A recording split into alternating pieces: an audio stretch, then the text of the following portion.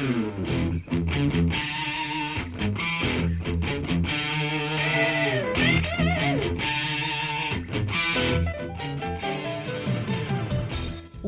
to Thriving Entrepreneur with your host, Steve Kidd, third-generation minister and 30-year business coach. Listen in as amazing, world-changing authors, speakers, and coaches share their struggles and victories. And hear from best-selling authors insight into how you too can live your life as a thriving entrepreneur. This is Steve. Welcome to Thriving Entrepreneur. Thanks for being with me here today as we talk about the story that moves you. I'm so glad to have you here with us. I appreciate the time that we get to spend together to talk about the most incredibly amazing person in this whole world. You. That's right.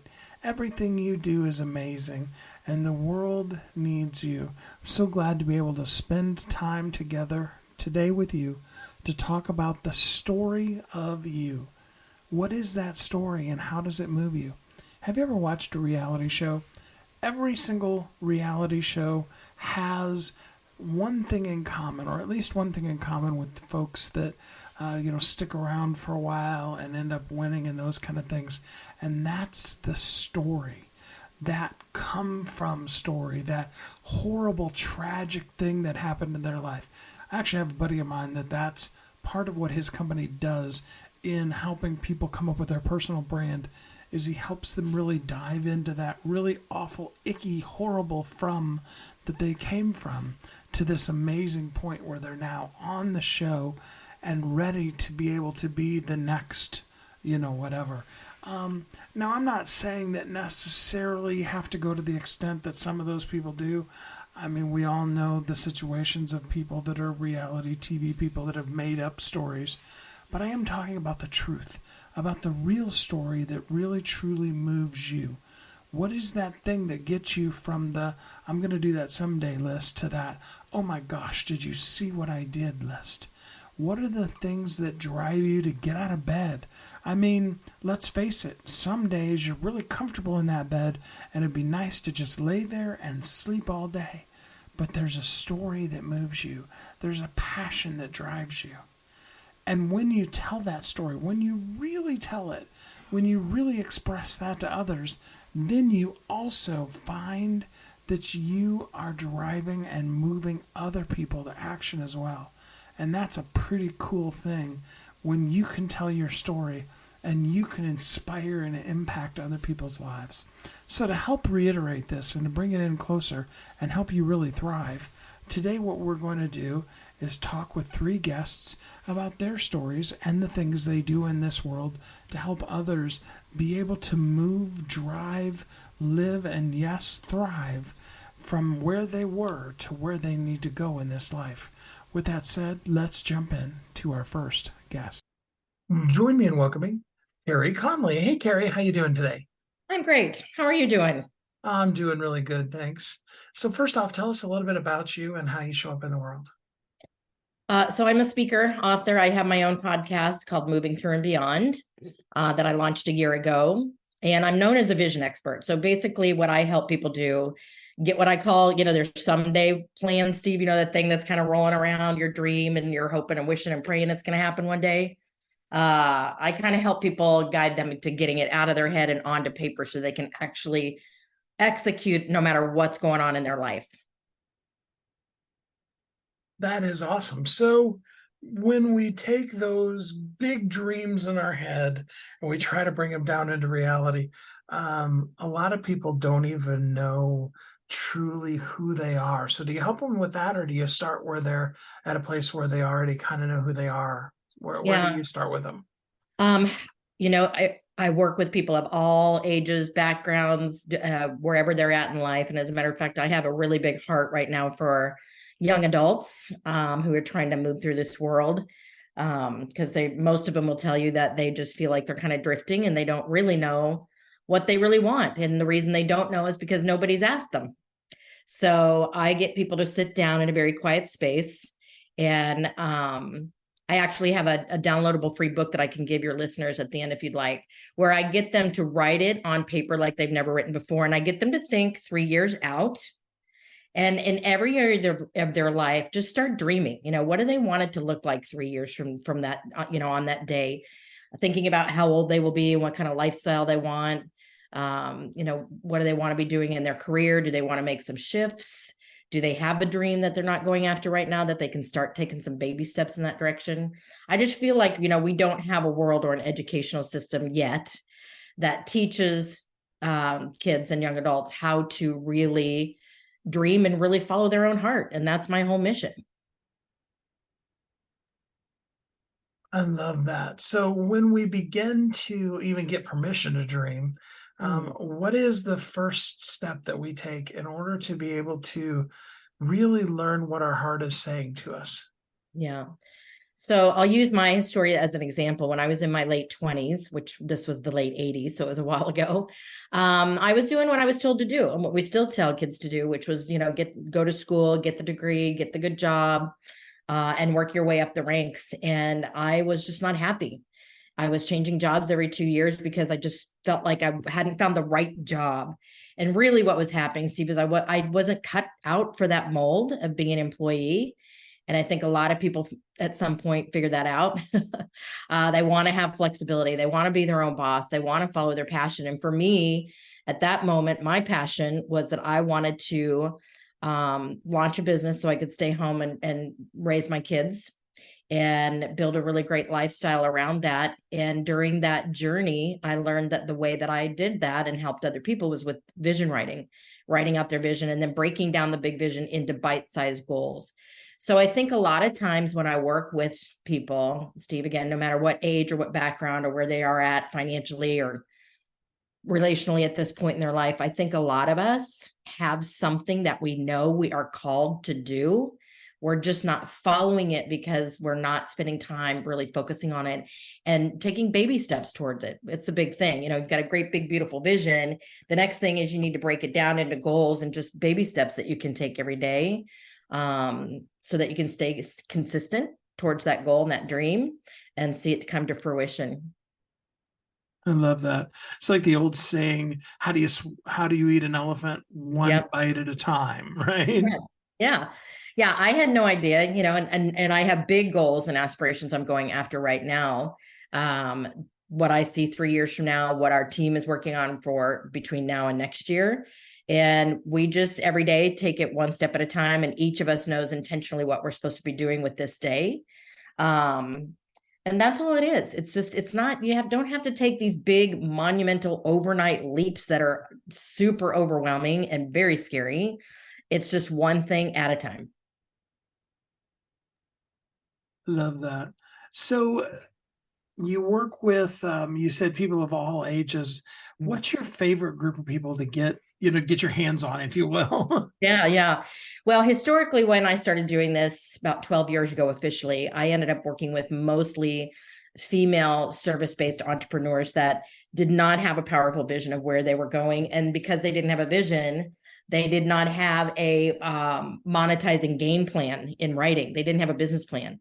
So for many years, that's who I coach and I work with. And I still do have a handful of those clients that come to me and want to be better at that. But my heart really is towards young adults right now. I don't think I've said this yet, but I've lost 2 family members to suicide in the past 9 years. I lost my husband in 2014, and then I lost my 25-year-old son 6 years ago, also to suicide. And so the ones that I want to wrap my arms around right now are the kids that are, early 20s to mid 30s, because they are kind of they're struggling, and it's no secret that they're struggling, and there's really kind of not a lot of support for them right now. So I'm working on building a community specifically for young adults to launch between now and the end of the year. Ooh, tell us more about the community. What kind of things will people find in it? We're building that literally as we're talking. So, but I'll give you an idea of what I see. I definitely, of course, want to work with them on their vision, their purpose, goal setting, following their dream. But I also know that they are struggling with putting boundaries around their relationships, healthier boundaries, healthier relationships. They are dealing a lot with financial stress. A lot of them are, going to school, coming out with massive amounts of debt that they're already saddled with. They don't know how to manage money or budget money so that they can get out of debt and start building wealth. They also are, unfortunately, they are also dealing with grief, because now more than ever, a lot of these guys, by the time they get out of high school and college, have been met with some sort of trauma, because of the suicide rates and because of, addictions and all the things, right? So there's a lot happening for them right now. And so I just want to bring them in so that they have a community. Isolation and loneliness is very, very high, statistically, in this age group as well. So I think they just need to know that they're being heard, that they have mentors that are pouring into them, and that they can find, a tribe of people that they can lock arms with. I love that. So what would you say is the biggest thing that you find people struggling with, that keeps them from really having I love this word, victory vision? Yeah, thank you. Yeah. Number one, nobody's told them that they could sit down and write it. So that's what kind of my job, and the other people on this planet that are teaching people how to get it out of their head and onto paper so that they can put a game plan around it. The other thing that happens, so when I facilitate a live workshop, Steve, or somebody goes through the workbook that I'm going to give you here in a minute, I will talk to them about, okay, talk to me about how you feel when you write your 3-year vision. And a lot of them will say, this is exciting. This gives me hope. Oh my gosh, I can't wait to start working towards this. But a lot of words there's a lot of fear. There's a lot of anxiety, a lot of resistance. And it's all just because they doubt themselves and they can't see beyond where they are right now. And so what I encourage everybody to do is to just not worry about the how. The how will come.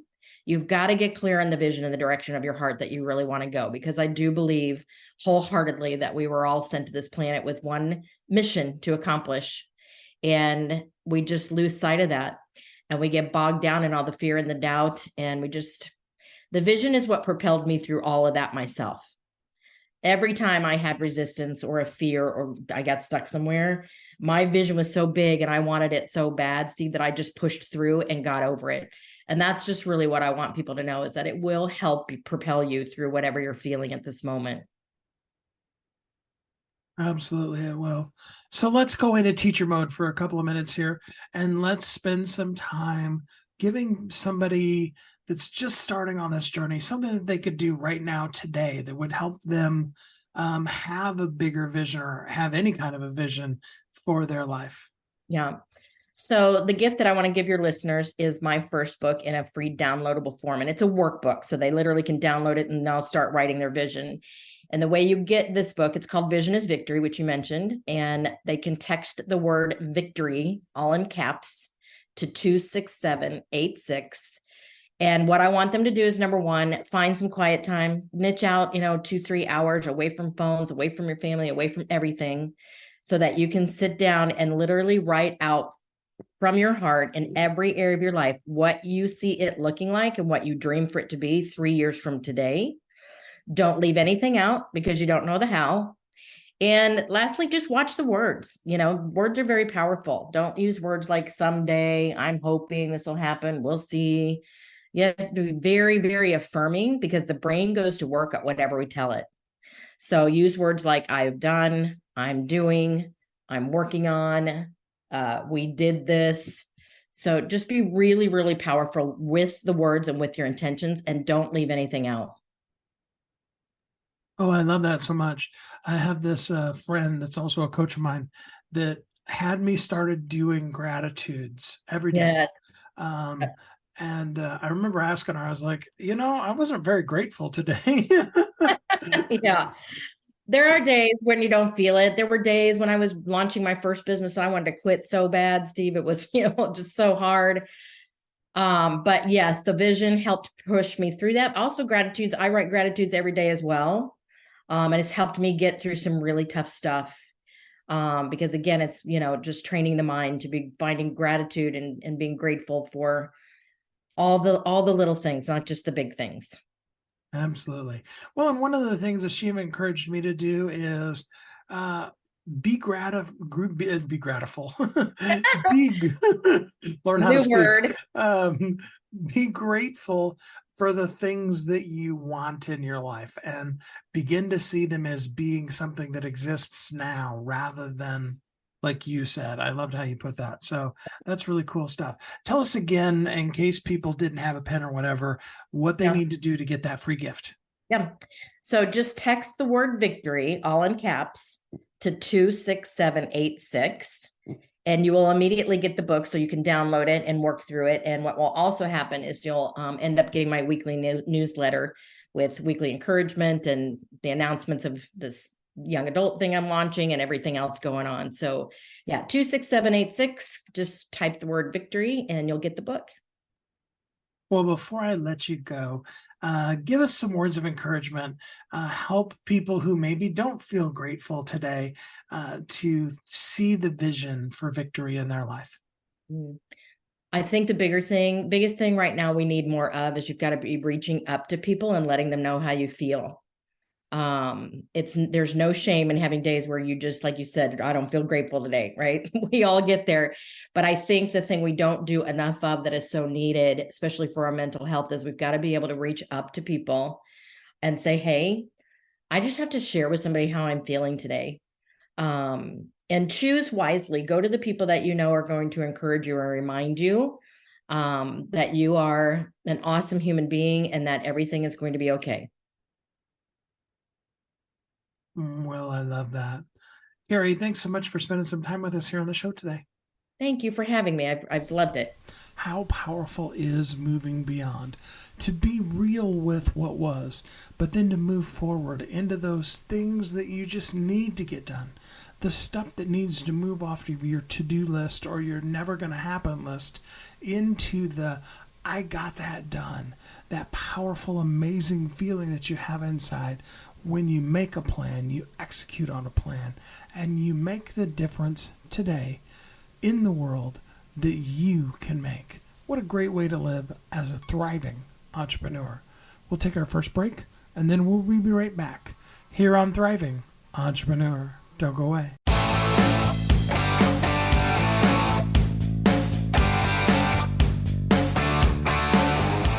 Hi, my name is Steve Kidd. I am a third-generation minister, an international best-selling author of multiple books, and I help people write, publish, and market their books to bestseller. In fact, there are literally thousands of people that have used the system that I created to be able to write, publish, and market their books, and now they're best-selling authors. And you're next. I just wanted to come on for a minute, say hi to you, tell you a little bit about me, introduce myself, and tell you I know the world is waiting on your message, and I would be so honored to be part of sharing your message with the world. Go to AskSteveKidd.com and schedule a time to talk today.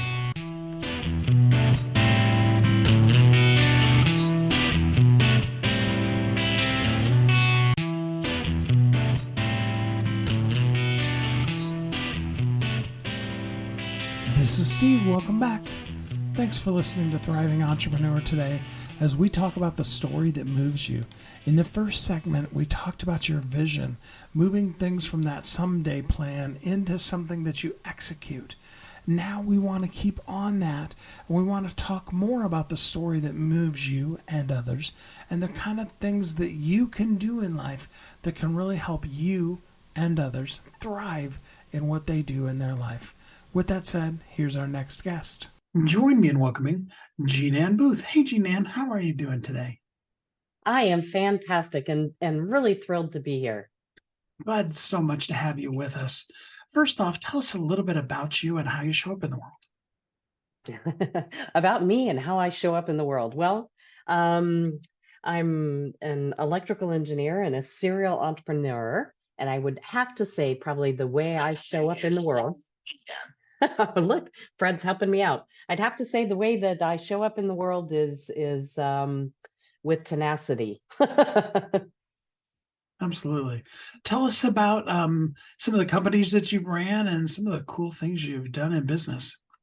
Yeah, so I actually started out just as a normal engineer.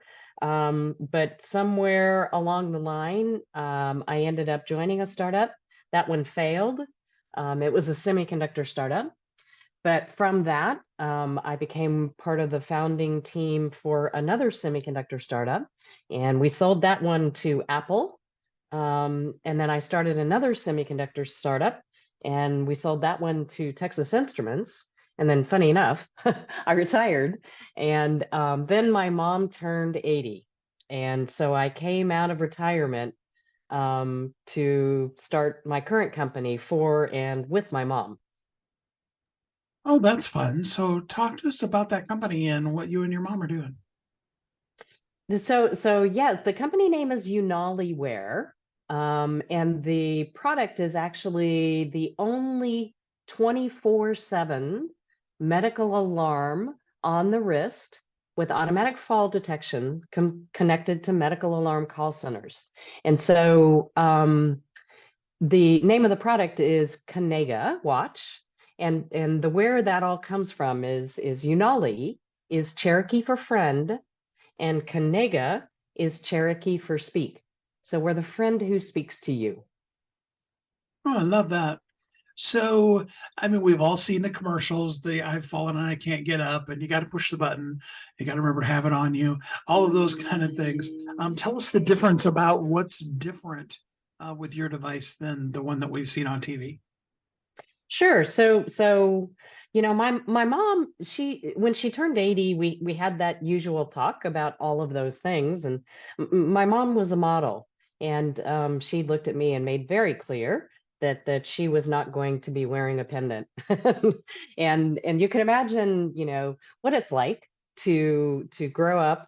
Your mom is a model, and you're going to grow up and be an engineer.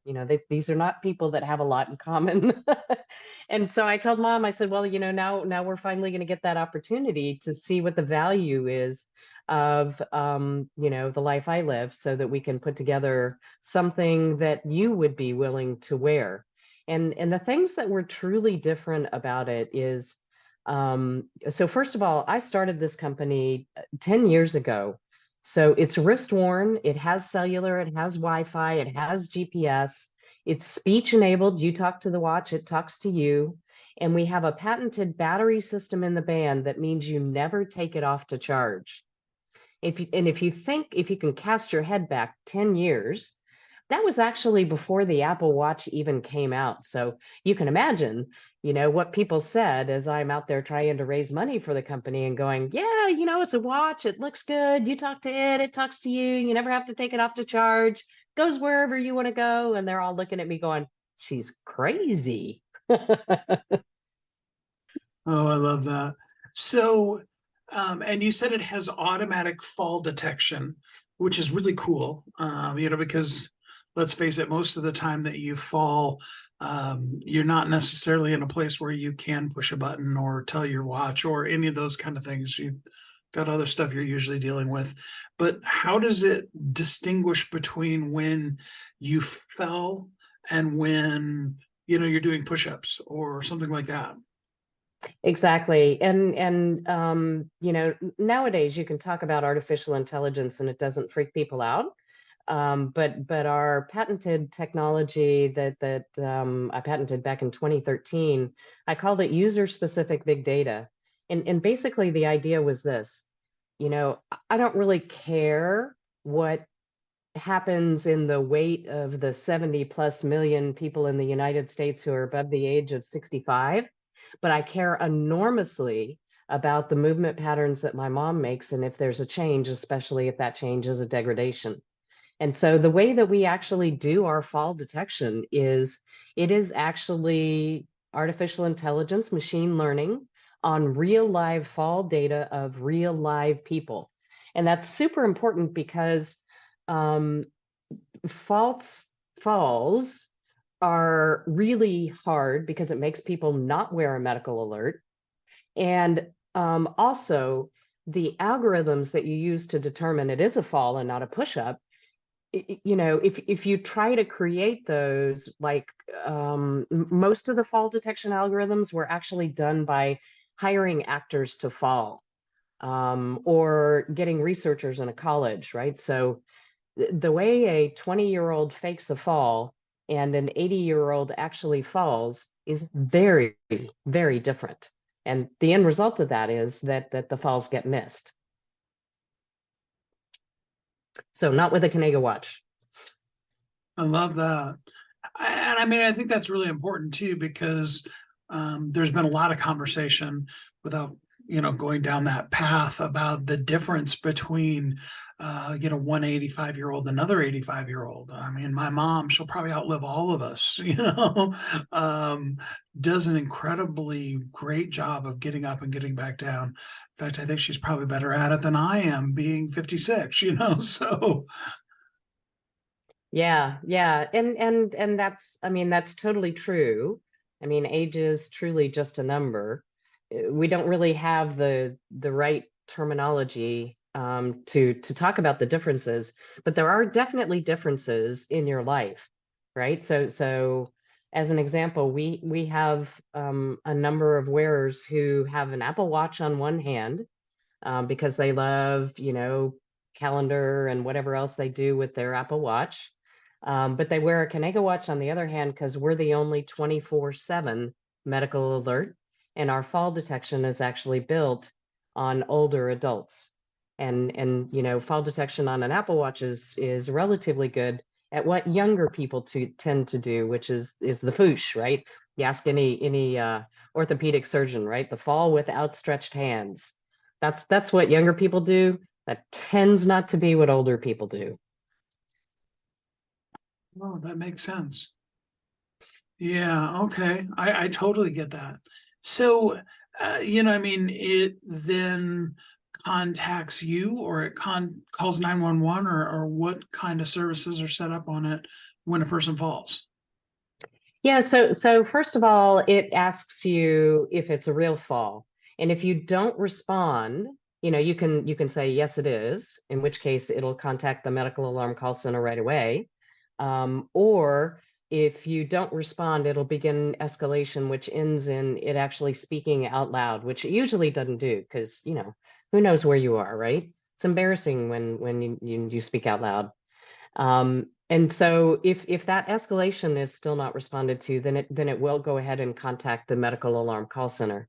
And the difference is that with a medical alarm call center, they dispatch the same folks, right? The same fire truck, ambulance, sheriff, it depends on where you are, but they do so by being able to say who you're going to see and what's special about them, which is an issue in my demographic because we tend to have a few extra challenges as we go older. And so being able to say, hey, you guys, Jean Ann fell. It's Jean Ann you're going to see. She's allergic to aspirin and she's got diabetes. It's handy for those guys to know that before they show up. And 911 can't do that. All they can say is, dispatch to this address. I love the intuitive nature of it, as well as all the information that it has. Because I mean, when you just push a button, and it just calls 911, I mean, who knows what you're getting into? The cat could have jumped on it, or it could be somebody who's bleeding out, and how quickly do you respond to that? So, are there nuances in response when, after it's triggered? Yeah, and actually this is something that people aren't really aware of. So if you have a device that does an automatic alarm to 911, that's actually called, funny enough, a device alarm. And depending on how understaffed and overloaded that 911 call center is, and most of them are way understaffed, then they end up making choices to take all device alarms and put them at the bottom of the queue, right? So when you have a non-medical alert that has fall detection and it calls 911, if you're in LA, heck, even if you're here in Austin, Texas, where I live, it could be hours before anybody may or may not respond to that because it's just a device alert. The difference with the medical alarm call center is it's not a device alert, it's a human who's saying, this is a medical alert. You're going to see Jean Ann. She has diabetes. She's allergic to aspirin. Here's where she is. And so that goes to the top of the queue. I love that so much. So the other question I had for you, you were mentioning the fact that your mom was a model. She wanted to wear something that looked fashionable.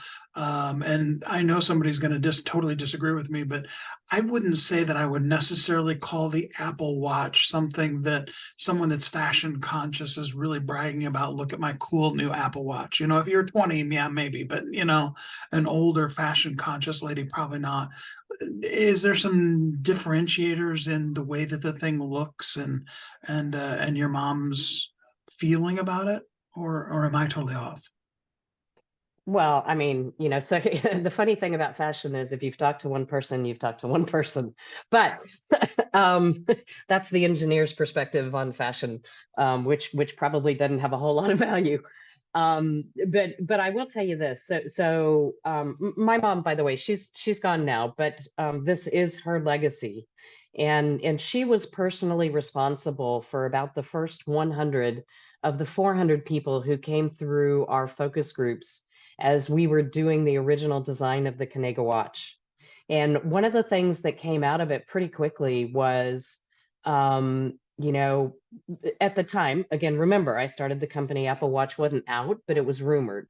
And so that square display form factor, we tested some stuff and said, would you wear this? Would you do this? And everybody said no. And so we actually went out and obtained essentially a custom round display to be able to use with a Kanega watch, so that it looks like a watch to the people who are wearing it. And we did other things too that are specific for, for the demographic. It's a very bright white on black. So if you have any visual acuity issues, glaucoma, yellowing of vision, then it's so much easier to see. It's super loud.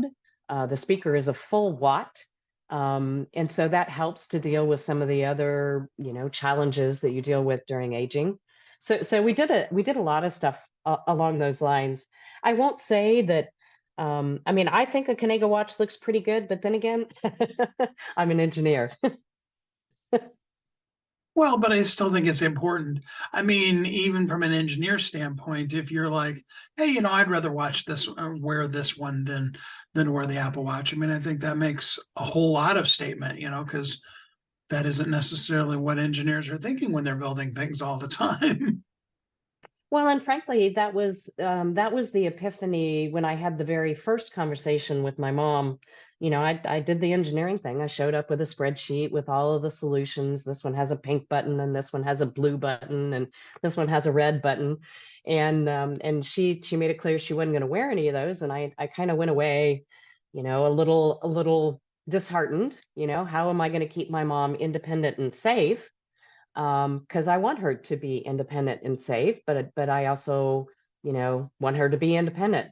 And as I was heading home from her place, I realized, I wouldn't wear I wouldn't actually wear a pendant. And I am an engineer, right? I do not have the style sense that my mom had. I am totally willing to go out in my grunge clothes. But I still wouldn't wear a pendant. And at that point, I was like, okay, we could do better than this. I love that so much. Well, I mean, even with just what you've told us, I know there's people out there that would love to get it for themselves or for a parent. I'm actually even thinking about my own mom right this minute. Talk to us about where people can find them, how they can get a hold of you, all those kind of things to be able to get their own Kanega watch. Sure. I mean, if you'd like a Kanega watch for yourself or your loved one, if you're doing it for your loved one, I request, out of my love for the demographic, that you guys do this together. But if you're doing it for yourself, go to town. We sell completely online, direct to consumer. And so you go to unaliwear.com, and that is UNALIWEAR.com. And if there's a referral box in the order form, if you put Steve Kidd, Kidd in there, then we will give you 1 month free on your annual subscription. That is awesome. Well, Jean Ann, before I let you go, are there any other cool features that, because I wouldn't even think about it, that the watch does that you'd like to tell us about? I think one of the other things that like it's been a decade now, and one of the other things that is important to what we did in the design of the watch, first of all, being 24/7 with our patented battery system in the band. The reason we did that is because the number one cause of injury death among seniors is falls, mostly in the bathroom at night. And so any other solution, if you can't wear it when you're in bed, is probably not a solution that's going to keep you safe. And that's our goal, right? We're here to extend independence with dignity. And the other piece that goes with that is also an understanding that as you age, that chemical signal in the hypothalamus that says I'm thirsty quits working all that well. And so older adults are chronically dehydrated. And if you happen to be an older adult that also has a mobility challenge, you actually do it to yourself on purpose, right? So the consequence of that is that you lack the galvanic skin response that powers touch technology. And that's the real reason that the interface to a Kanega watch, there is a button that's cleverly disguised as a crown button, but most of the time the interface to the Kanega watch is speech, because for most older adults, touch is not going to work. I love that so much. So many more things that I'm sure we could talk about with it, but I think people have learned enough that really, wow, what a great alternative. Jean Ann, thanks so much for the time that you spent and that your mom helped you with it, and all that you're doing out there in the world. I look forward to hearing more about it. Thanks so much for being with us here on the show today. Thanks so much for having me. That watch sounds so cool. I want one of those for me and for my mom too, and for you as well. But the story behind it, again, did you hear the story? How moving was that, and how much did it make you feel attached and like, oh yeah, that is the one of those kind of devices that I do totally want, and I want for my loved ones. You see, it's the story that moves you. It's the story that moved her to come out of retirement and do the thing that she's now doing. And it's a story that makes you now go, that's something I want. And that is a powerful way to live as a thriving entrepreneur. Don't go away. We'll be right back.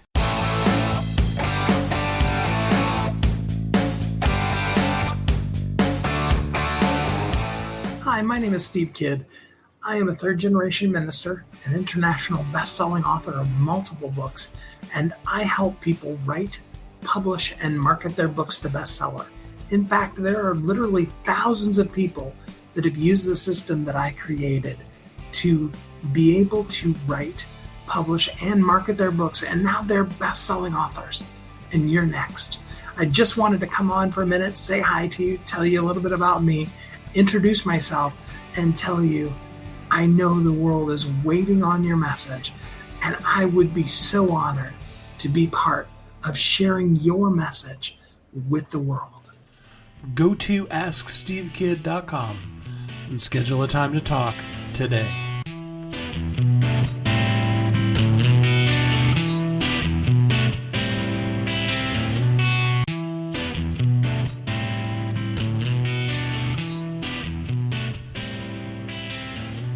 This is Steve. Welcome back.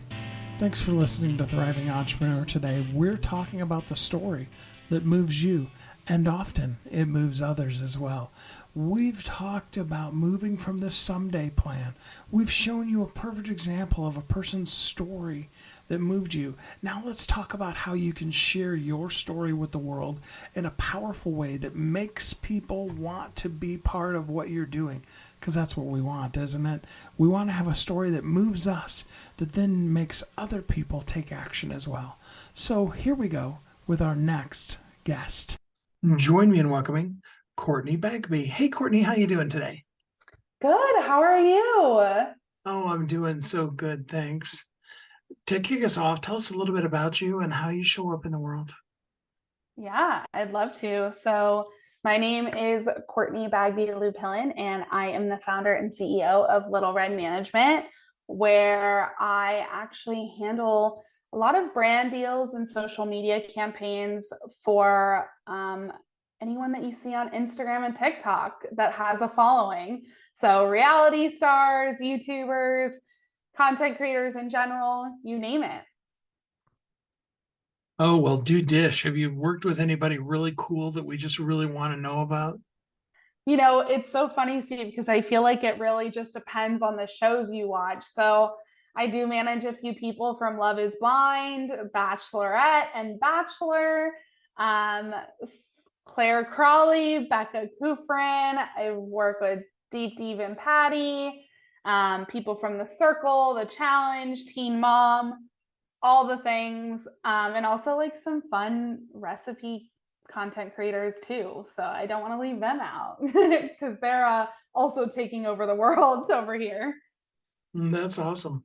So, in addition to the really cool, we hope, famous people and stuff, do you have a program or work that you do with us regular everyday kind of people? I work with everyone all the time. My emails are sort of all with brands, but I think, are you talking about sort of someone that maybe doesn't have as large as a following and get brand deals for them?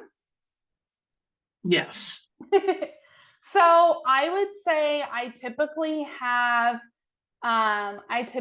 to just make sure that you can create bomb content and high quality content, and especially with a lot more UCG videos, which is user generated content, becoming popular. And that really can mean, Steve, that anyone, me, you, can create high quality content for brands, sort of like being a model, right?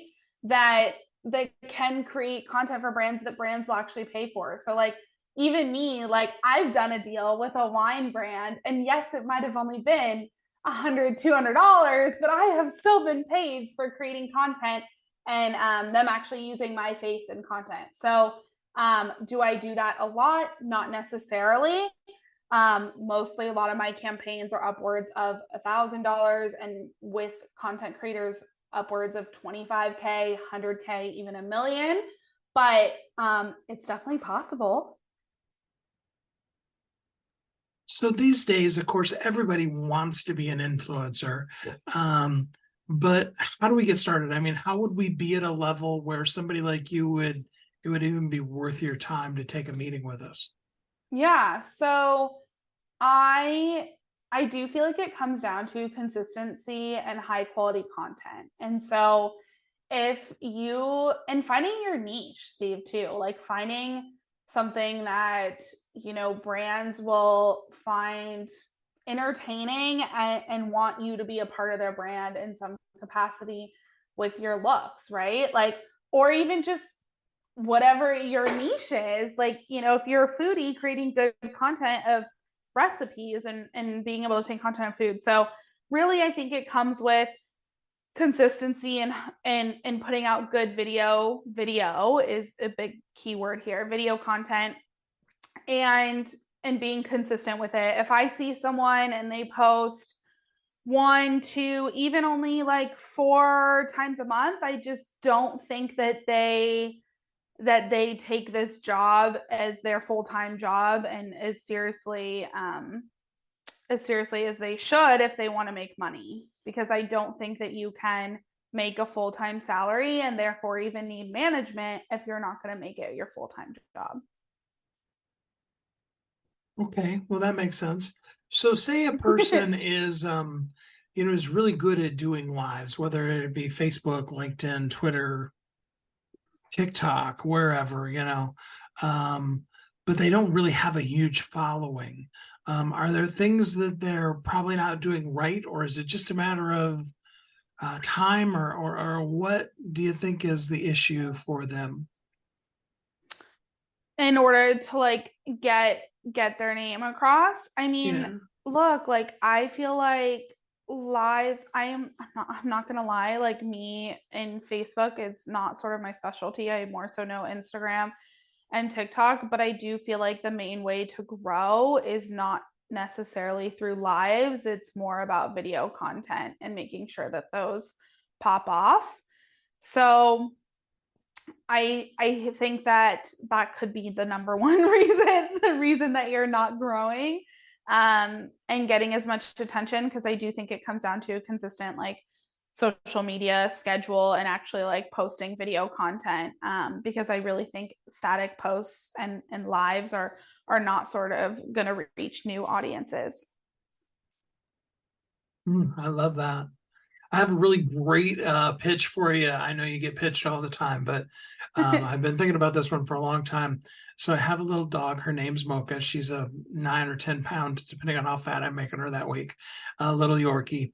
And I want her to read not too racy, but adult literature in her cute little voice. Okay. So what do you think about that for a TikTok series?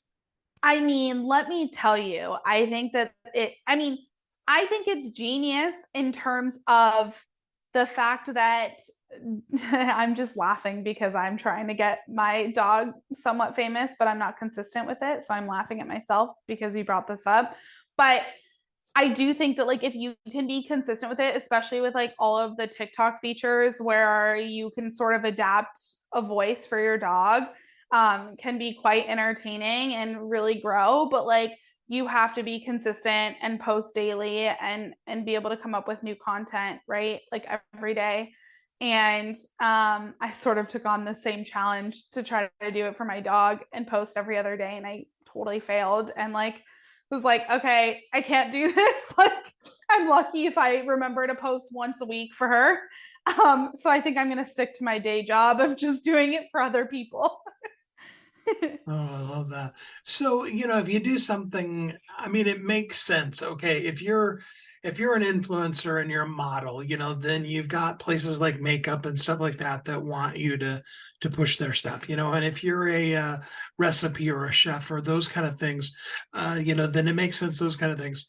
When we start talking about things more obscure like that, like our dogs or whatever, what kind of brands would be interested in investing in stuff like that? If you're talking about a dog, it's mostly going to be actually, it's quite interesting if you actually have them talk. But obviously, I'm going to say the normal pet food brands. But then there's also like so many home and lifestyle brands that where dogs appeal to a certain type of audience. And there's a lot of like home brands that they can also do, insurance, right? Like anything that a dog owner buys is something that a dog can promote. It makes total sense. All right. Especially if it can talk, especially if it can talk and you're going to put a voice behind it. Well, there you go. Absolutely. All right. Well, we'll move away from my cute little Mocha now, and move on to some other things. Okay, but Steve, you have to send me a photo after, because now. Oh yeah, absolutely. Yeah, I'll send you pictures of Mochas, maybe even some videos. I was gonna say maybe I'll take her on. It'll be my first pet. Well, I have 40 videos done of her reading a book that I wrote. So, it's not like it's just a pipe dream. It is something I have put a little bit of work into. So, love it. But for most of us, I mean, there are those people that are just stunning. They just, I don't know, they came out of the womb beautiful or something, you know what I mean? But for most of us, we don't feel that way about ourselves, right? And for the average person, can you speak a little bit to the on-camera questions that people all have about themselves that probably really aren't really true when it comes to the brands that would, have them if they stepped out and really had the courage to do it? I feel like I need you to reword this question about a bit. Sure. So for me to like understand what you're asking. I'm sorry. Yeah, basically, if you think about all the self-doubt that all of us have, Okay. How real is it that we need to be a beautiful model in Okay. order to really get a deal with people like what you deal with? Okay. I feel like in this day and age, like Steve, maybe 10 years ago, 5 years ago, even when social media started, the influencers and the content creators were honestly like actors and influencers, I think, that people saw on TV. That was mostly how I think social media even started, and those people started getting a following. And then we started getting actual creative, this sounds so bad, actual creative content creators that looked like everything you could imagine in this world. There's a content creator in that niche, right? Like, it almost didn't matter who or what you looked like in order to get a following, especially if it fit your brand, if that makes sense in some capacity, right? Like, you can really make your looks fit your brand as well. I mean, it depends what you're going for. And I don't know. I think it's so hard to say that, oh, it's all about your looks right now, because I almost would say it's more about your content that you're creating than your looks at this point. You have to create good, a really pretty person can create terrible content and they're not going to get selected to create a reel at home, Totally understand that. So, I mean, I don't even know exactly the next question I want to ask, but let's take it this direction. For all of the wannabes, and I don't mean that as a diss, I really don't, but the people who really want to be, an influencer and in that realm, but they're not there yet. What would be the biggest piece of advice you would give them? Is it equipment? Is it clothing? Is it just being consistent? What would be the very biggest thing that they really need to do if they want to really achieve that level? I'm going to say two things. I think pick a niche and being consistent, but making sure that it's still good content and entertaining in some capacity, right?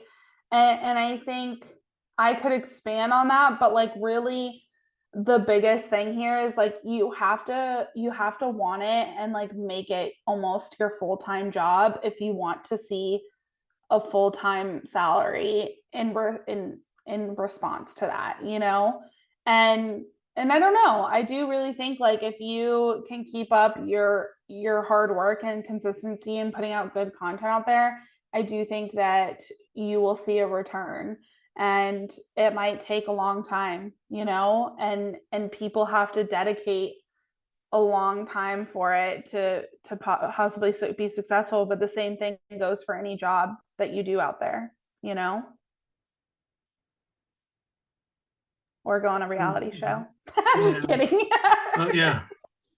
Go on a reality right show one. And make up a whole new persona for who you are. Yeah, there you go. Totally. So, what level does a person need to be at, and then how can they work with you?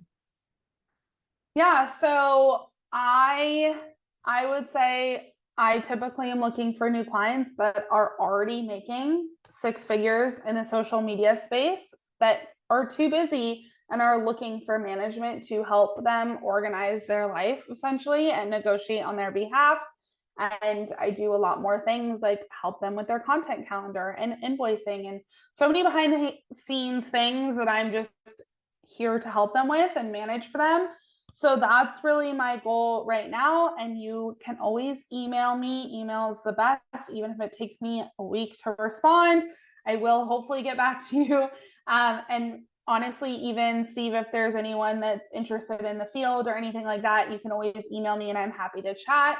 My email is Courtney, Courtney, at Little Red, because I do have red hair. So Little Red, mgmt.com. I love that.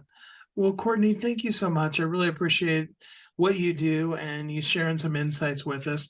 Thanks for spending some time with us here on the show today. Thank you so much for having me, Steve. It was a pleasure chatting with you, and let me know if you ever have any questions. Those were some great suggestions for things that you can do on social media, ways to be able to make your brand more exposed, but most importantly, ways that you can take your story and really empower yourself first off, but then also empower the people that are reading them, listening to them, that are connecting with you. It's the stories that move us. It's the story that moves you. It's that story that got you doing that thing that you're doing now. And it's that story when you retell it that lets your customers, your clients, the people you were meant to serve and work with, lets them be able to really engage with you and be able to make the difference in this world that you're meant to make. Because I know you've heard this before. You are uniquely brilliant. You were created for a purpose, and the world needs you. They really do. It's so amazing the things that you're meant to do. And I think all of us suffer sometimes from being able to see the incredibleness that is us. You see, and I haven't brought this one up for a long time, but I want to remind you, the true definition of the word humility is a right perspective of yourself. It's the capability to be able to recognize the things that you do well as the things that you don't do well, and just say them matter-of-factly. When we have to diminish ourselves in order to make others around us feel comfortable, that typically is a part of a self-esteem issue within us, that we feel like we have to dim our light in order to make people feel okay.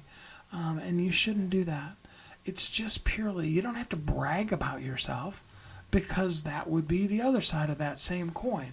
Diminish yourself, bragging about yourself, they're both the same thing, just opposite ends of the coin. What it should just simply be is, hey, I'm really great at this particular thing. I really, really am not good at that other thing. And you just say them. It just is what it is. If you happen to have brown hair, you have brown hair. Now you can dye your hair, but that doesn't mean that your hair changed. It just means that you colored it. If you have blue eyes or brown eyes or green eyes or whatever, you can wear colored contacts, but that doesn't mean your eyes changed. It just means that you've changed what people can see. But the real you, the real humility comes from just knowing, hey, I have brown hair and blue eyes. It is who I am. And being able to say it just that simply, that's just purely being humble. And then you take that, you combine that with the amazing story of the incredible you that is you, all those things that you've come through, and you share that with the world. That story moves you. It got you propelling you towards the thing that you need to do. And each day you take it up like a challenge to be able to be the best you can be today. And then you share that story with the world. And you give others an opportunity to become a part of that story, to work with you, to join with you, to be the thriving entrepreneur that they're meant to be and you're meant to be as well. And then together, we all live as thriving entrepreneurs. We'll see you again next week. Thanks for listening to Thriving Entrepreneur today. If you want to get your question answered, send an email to questions@wehelpyouthrive.com. We look forward to you joining us again next time.